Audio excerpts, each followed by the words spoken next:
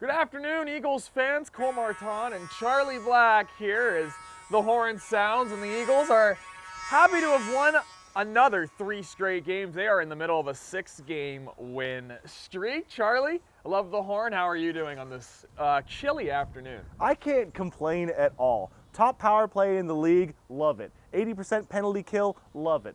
Bliss going off, love it. I could go on, but we have an episode to film. We do have an episode to film, and there are a lot of things to talk about. While the Eagles only played 3 games this week, they are 3-0. They are on a 6-game win streak, and they are on a streak now in which in all 6 of their wins, they have scored at least 5 goals. And in their last 4 games, they have 3 power play tallies. It's been an incredible show of this offense, Charlie, and it just doesn't seem like they're slowing down. This is the moment that we've been waiting for. You saw it building at the beginning of the pod season, and it is just, the wheels are spinning, and the Eagles are just powering down the track like a locomotive, like another team should be. Well, the Eagles are soaring right now above the rest of their competition, and we'll see how they are able to maintain it through the pod. We'll talk quickly about the games that happened. The first one was a 5-0 shutout win in a game where Max Prasma was forced out of the game with 8:31 to go due to a skate malfunction, which may disrupt his first career BCHL shutout, even though he made all 26 saves in the game, as Tommy Scarfoni did not see a shot in the final 8.5 minutes. Probably the easiest relief in a game that you could have. Come in with halfway to go in the third period, and you don't face a single shot, and that's what you want. That's what you want to see. Of course, the Eagles, another 3 power play goals in that one. They got a goal from Katsley, a couple goals from Fitzgerald as they rolled to a win in that one. And then the next game against the Powell River Kings, a 5-2 victory as the team continues to power through. And again, it's another couple power play goals for this Eagles team. Things start dicey as the Kings get out to an early lead, but it was all Eagles all the rest of the way, as this is truly a third period team. It's a 60-minute team that is completely undeterred by adversity. I don't want to say it's been too easy for this team, because there has been a fair share of challenges. A high-octane Powell River Kings offense when Josh Kagan and Nolan Krogfoss and Ethan Reister are clicking. An express team that will grind you into the dirt if you give them the chance. But the Eagles are persevering in a big way, and everyone is hitting the score sheet in some way, shape, or form.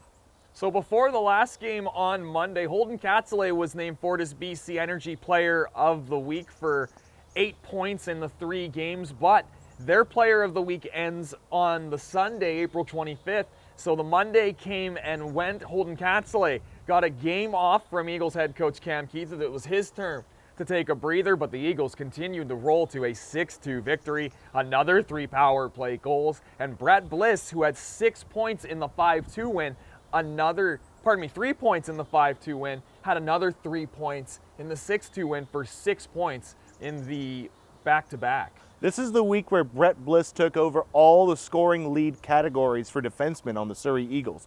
He now has the lead for goals, assists, points, and he is rolling in a big way. The Brown committed 2001-born defenseman is coming on in a really big way right now and really earning his role. And that takes us to the Surrey Eagles Player of the Week. I wonder who that could be. Ours ends on the Monday with the Eagles playing, and Katsley only played in 2 games, so we're going to give it to number 2, Brett Bliss, for his outstanding effort as he tied Katsley in points on the week with 6 and really showcased why he'll be going to Brown University in his not junior hockey career, but later on in what he will hope to be a pro hockey career.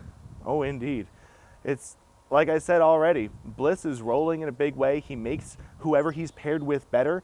He's played alongside most of the right side defensemen on this team already in this season, and that pair is always just incredibly strong, incredibly reliable. I especially like when you have the Bliss and Darby pairing, but no matter who you put him with, Bliss will make everyone around him better, and that's why he's our Player of the Week. Yeah, he was skating yesterday night with Luke Roberts, was the defense pair there, helping the young defenseman who also scored his first career BCHL goal earlier this week as well. So that does it here for the Eagles recap. Now we're going to go around the BCHL, and Charlie, we're going to head all the way to Penticton to start, talk about what's going on in the Penticton pod. Well, the Cranbrook Bucks, we've talked about them a little bit already in these last few episodes. They got themselves a big win this past week. It was a 1-0 shootout win in which both Jay Thompson and Caleb McEachran still technically registered a shutout. And that was Cranbrook's second win of the pod season, their second win in franchise history. It has been tough sledding, as they've only been able to register a win against Trail earlier in the year and a win against Penticton this past week.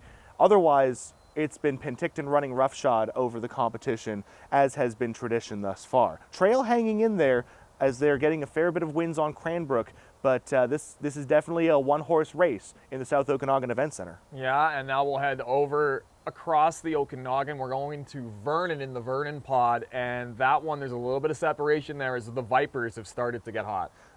A big offensive showing last night on Monday. It was a 9-0 win over the West Kelowna Warriors. You're starting to see a lot of that separation, is a great way to put it. That a lot of the Vernon Vipers are pulling away from the pack, and then now you're seeing a lot more shutout efforts, not just for Vernon, but for West Kelowna. Salmon Arm, they're still quite strong on the offense. Unfortunately, it's not quite going their way in terms of the win column. But honestly, Cole, quick question. Do you have the phone number for either Simon Tassi or Noah Serdachny? No, of course not. Because I want to get some financial advice from them, because those guys are living rent-free in the heads of the Vernon Pod goalies right now. They're both in the top 5 for league scoring last I checked, maybe top 6. I think things are getting a little crazy at the top, and it's hard to keep track of. Yeah, they're doing an excellent job there for the Silverbacks. We'll see if they're able to close the gap on the Vipers in the remainder of the pod season. And now we're going to head over to what looks to be the tightest of the 5 pods in the BCHL, the Chilliwack pod, where the Prince George Spruce Kings right now sit atop of the standings against Chilliwack and Merritt with some unreal goaltending and defensive play. 3 goaltenders playing out of their minds. Trotter has been incredible. Fairley has been incredible. Kobe Grant has played 2 full games and has not allowed a single goal. That's got to feel pretty good if you're the Prince George Spruce Kings right now. Not to mention the offense is clicking in a big way, especially when you see the output of guys like Nick Rayon and Colton Cousins. Now, we talked about how this is the tightest pod, but the Chilliwack Chiefs offense, it's nothing to scoff at. And that is going to be the battle in the rest of this pod, is can the Chiefs break through this Spruce Kings defense, or will the Spruce Kings defense win them the Chilliwack pod in this 2021 pod season that will not have a playoffs, as that was just announced. So it is just a 20-game season for every team, which kind of, for this Chilliwack pod, is kind of an interesting race to see who's going to come out on top. And it's going to come down to goaltending in a big way. Matthew Caron is no slouch. He's keeping his team in it just as much as Prince George is keeping themselves in the conversation, and things are getting really tight. Apologies to the Merritt Centennials, but this is really taking off in a big way for the other 2 teams playing at the Chilliwack Coliseum. Final pod we'll talk about before we talk about what's happening in the Coquitlam pod. We're going to go over to the Vancouver Island, where the Victoria Grizzlies have gotten themselves out in front of that pod, but the Alberni Valley Bulldogs have a game in hand, and they're only 3 points back. And that's another big offensive showing out of guys like Brandon Buer and Stevie Castagna. They are rattling off the goals. They're pumping wins against teams like Nanaimo and Cowichan. They're staying in it with Victoria. You look at how deep Alberni is, and there's a big reason that, like, Joe Martin, just a couple years ago, BCHL Coach of the Year when he was in Merritt, he's getting everything he wants out of his players right now in a big way. He and Brandon Shaw are doing wonders right now. And it is impressive to see this Alberni team come together as they have strong goaltending, deep defense. Let's not forget about Josh Van Unen, who's also been ripping it up on the score sheet. Yeah, so it's a great bit of competition there in the Chilliwack and the Vancouver Island pods. Now let's talk about what's happening in the Coquitlam pod. And with the Eagles on a 6-game win streak to improve their record to 10-2-1, it's starting to be a one-team race here for the Eagles. And while the Powell River Kings have been able to stay afloat, the Coquitlam Express going the opposite direction. They have now lost 6 straight, 5 of those in regulation, but they do have the only NCAA commitment of the week. Congratulations to number 16, Ryan Tattle, on his commitment to the University of Connecticut. He'll be a future teammate of Eagles former captain Hudson Shandor and current Eagle Brandon Sanawana. So congratulations to Tattle, but as we talk about the Express as a whole right now, they are struggling, and injuries and suspensions have played a part in that. Goaltending right now has been a big factor. Dylan Kruss has been standing on his head for much of this pod season. even with that, the goals going in against him right now, especially as Surrey's pumping them in, you got to wonder at what point they're going to look to switch over and see more of Jaden Little. They're the only team in this particular pod that's only carrying 2 goalies on the roster at the moment, and it doesn't give them a ton of options, but I think we're going to see more of Jaden Little as things progress. It's going to lead to some interesting questions for what the goaltending is going to look like in Coquitlam next season. But for right now, all we can focus on is the pod season. Dylan Kruss looked to have a little bit of trouble at the end of the game in the 3rd period yesterday. Not sure exactly if there is an injury to report on or what the nature of that would be. I'm not going to speculate. But this is a grind 100% of the way. You're watching players play every other night, basically. Injuries are going to happen, fatigue is going to happen, and you got to see how players are going to be rested and prepared for these final 10 games of the Scotia Barn pod, especially when you have the suspensions, as you mentioned, that Coquitlam has been running into trouble with, Powell River having a suspension as well. But the Eagles have done a very good job of being able to rotate through the lineups and rest key players, with Holden Katzele sitting last night. That's a great example of that, is the fact that, yeah, you know, Cam even talked to me about it in the pregame interview. He was like, yeah, I'm sitting Holden Katzele. Most teams don't get to sit the leading scorer in the BCHL and still feel like they're going to be able to compete and do very well. And that's just a luxury that Cam Keith has. We'll talk about Powell River a little bit more before we wrap this up and get set for the next week. But the Kings, they are looking to be the clear-cut second-place team in this pod with the way that Coquitlam's play has started to regress. And good for the Kings right now, sitting at 6-6-1. We talked about them early in the year. You talked about them being the wild card. And the story for them, I believe, is the fact that they really do have a good top 6. And it all starts with Josh Kagan, who, at the time that the Eagles played him, was tied for the league in scoring.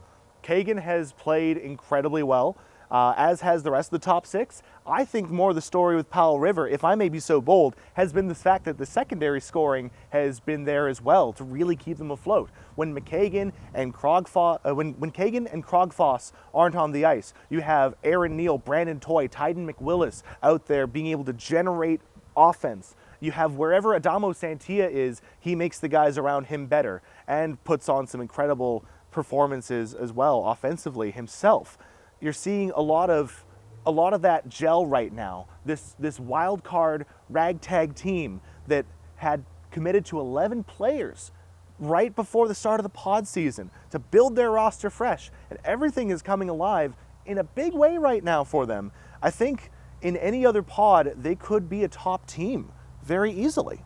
Oh, we'll have to see how the Powell River Kings are going to be able to get through the 2021 pod season with the Eagles and the Express. That'll do it here for the out-of-town update on Flock Talk, presented by Telus. Charlie, thanks so much for doing it. And for Eagles fans, your next chance to watch the Eagles is on Wednesday evening. They will go up against the Powell River Kings. They are in the second back-to-back in 4 days. They are in the stretch of 5 games in 7 nights. What I do a little bit of a slip up there, but the Eagles are right back out on a Wednesday. It's an 8 p.m. puck drop slated for Inside the Scotia Barn. You can check out that game live on BCHL TV, powered by Hockey TV, and on Mixler.com/EaglesBCHL. I want to thank everybody for tuning in to this week's episode of Flock Talk, and I hope you all have a great rest of your evening.